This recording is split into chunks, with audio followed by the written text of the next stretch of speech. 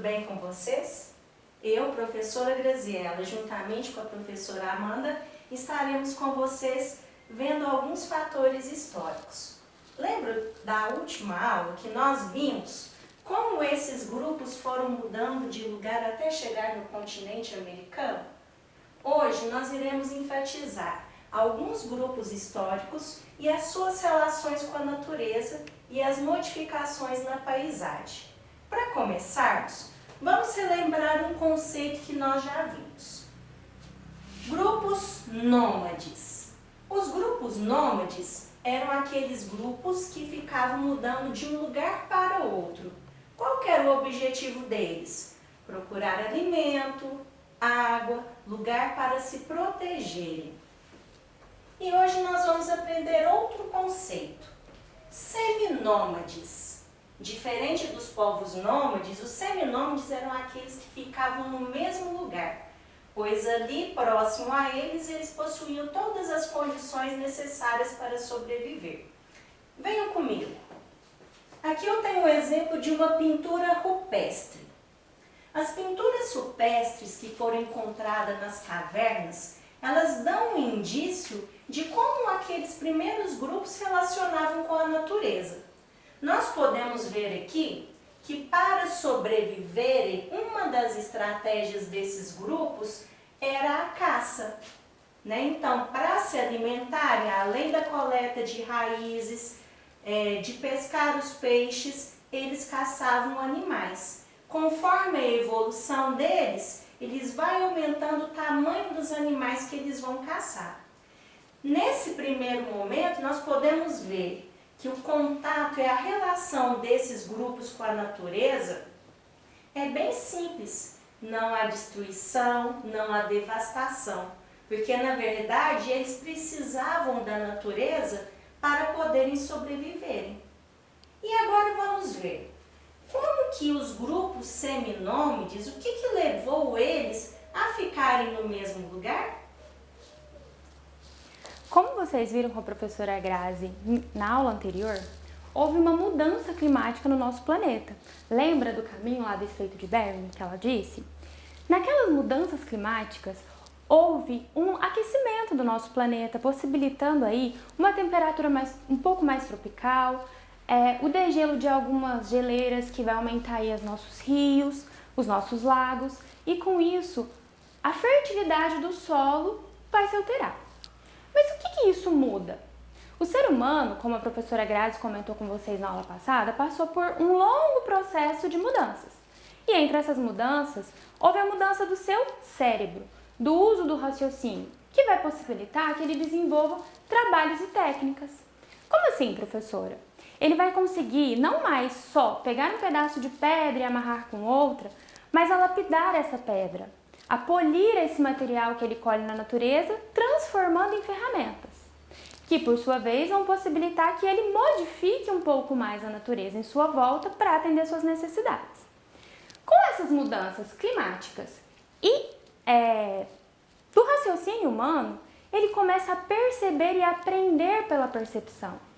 Temos aí o papel da mulher muito importante nesse período, que como ela era responsável por sair coletando as raízes, os frutos, ela percebeu que quando uma semente caía no solo, ela germinava e dava origem a uma nova planta. Pra gente isso parece meio lógico, mas a gente está falando de algo há 10, 12 mil anos atrás.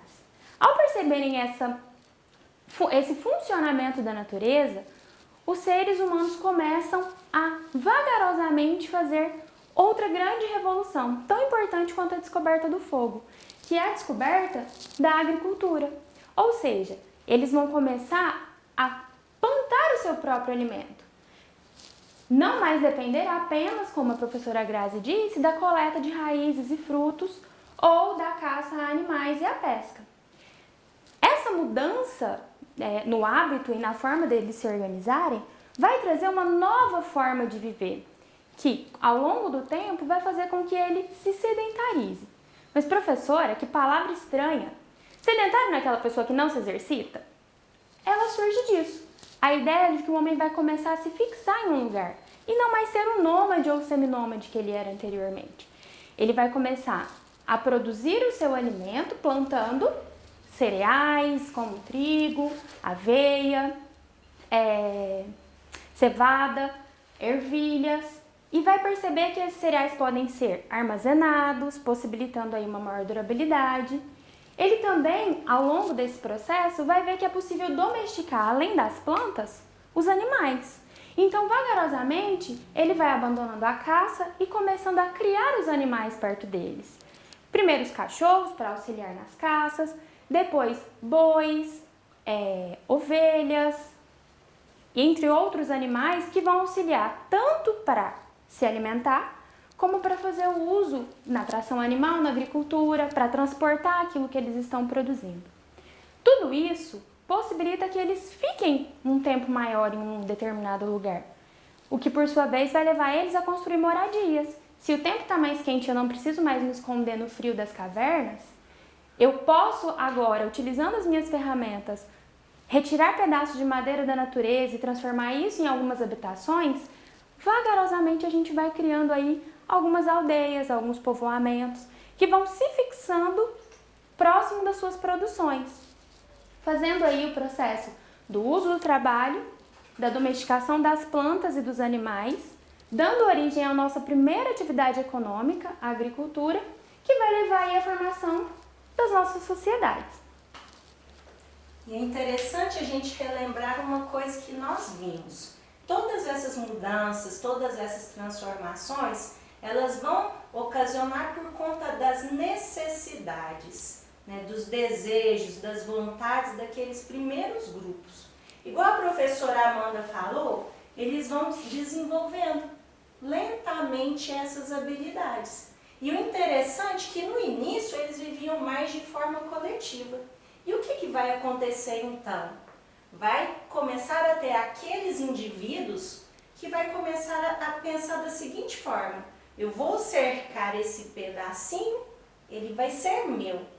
E os outros, eles vão começar a pensar que eu estou certo e eles vão ter que seguir toda essa lógica. A partir desse momento que um começa a cercar aquele lugar falando que é seu, ele vai querendo novas coisas, querendo novos territórios, querendo novos objetivos. E ao longo desse processo todo, nós vamos ter o desenvolvimento das primeiras civilizações. Nesse sentido, nós não podemos esquecer de lembrar dos rios. Graças a esses rios que vai dar a vida e o sustento para essas primeiras civilizações, essas primeiras sociedades. Nós temos um exemplo que depois nós vamos retomar mais para frente, e eu trouxe aqui para vocês lembrar, que é o Egito, o tempo dos faraós aqui na África. Lá no Egito, por exemplo, eles criaram toda a civilização próximo do rio Nilo. Por quê? Porque além de dar os peixes, além de dar a água para sobreviver, eles também, quando era época de chuva, o que acontecia? A água transbordava, ia para a terra, levando todas aquelas riquezas, aqueles nutrientes do rio e deixando a terra fértil para eles poderem plantar. Então, ao longo desses rios, nós vamos ter uma revolução. Revolução em que sentido? Porque, igual a professora Amanda falou, aqui nós temos casas simples, né? Você tinha uma casinha ali, outra casinha de lá. Agora não, nós vamos ter o quê? Uma revolução na questão urbana, né? Várias construções. Você tem um palácio para falar o quê? Que aquele representante ali é o responsável por administrar e governar. Templos vão ser erigidos. Então, nós vamos ter uma transformação. E toda essa transformação, não só apenas em relação às construções, a questão da agricultura, mas nós também vamos chegar ao comércio. Porque tudo aquilo que era excedente, né, eles vão começar a trocar entre si. Então, isso aqui é só um pouquinho para a gente observar que ao longo de toda essa trajetória, começando lá da pré-história, né, Idade Antiga, nós vamos ter essas mudanças e essa nova forma, esses novos olhares de conceber o mundo à sua volta e de utilizar a natureza. Ou seja, se eu vou precisar de plantar, criar animais, eu vou construir, logicamente eu vou apropriar de uma forma diferente daquele meio em que eu estou vivendo. Mas vamos pensar em algumas outras hipóteses e algumas outras ideias nessa relação com a natureza. Não diferente desse processo do surgimento da agricultura, que nós chamamos de revolução agrícola ou revolução neolítica, ela vai ser base para a formação de vários povos, né? Povos indígenas, aborígenes em todo o nosso planeta, onde eles vão ocupar a natureza e vagarosamente descobrir que eles podem transformá-la. Nós nos tornamos a única espécie capaz de transformar a natureza para que ela possa atender às nossas necessidades. E nós fazemos isso até hoje. Vocês já pararam para pensar o quanto nós dependemos da agricultura? Que a blusa que nós usamos, ela vem de um processo agricultor, o alimento que chega à nossa mesa, o brinquedo que muitas vezes nós brincamos, tem um processo por trás disso que veio da agricultura.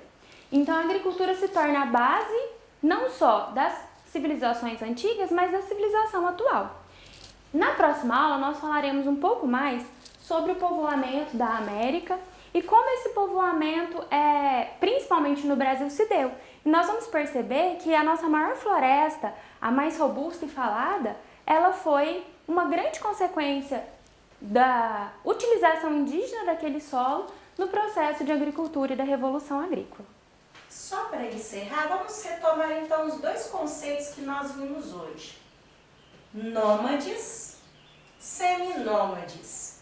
Os povos nômades eram aqueles que mudavam de lugar em busca de condições para sobreviver. Os grupos seminômades é aqueles que começam, a ter um contato diferente com a natureza, começa de certa forma a mudar a paisagem ao seu entorno e desenvolver a agricultura e a domesticação. E é isso, na próxima aula tem mais. Nos vemos na semana que vem.